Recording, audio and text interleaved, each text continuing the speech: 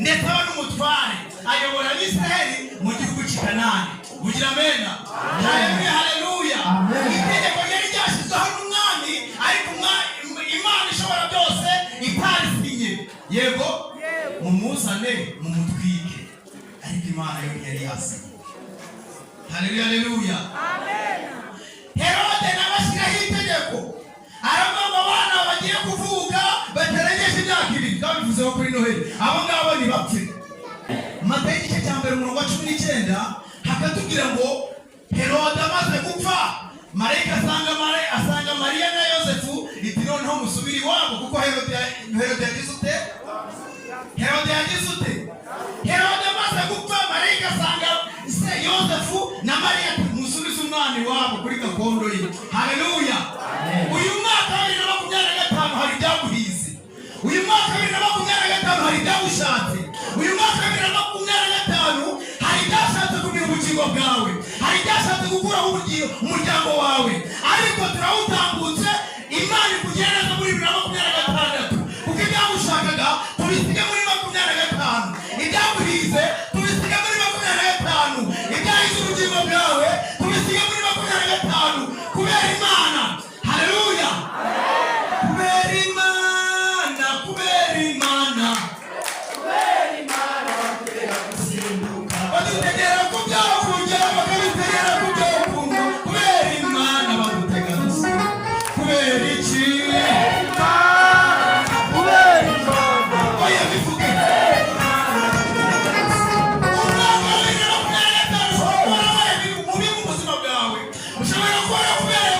Ariko kubera Imana barabisimbutse, barabirengeje nibarekeraho. Bareka Imana ikore, bareka Imana isoza amasezerano, barayirengeje nibareke.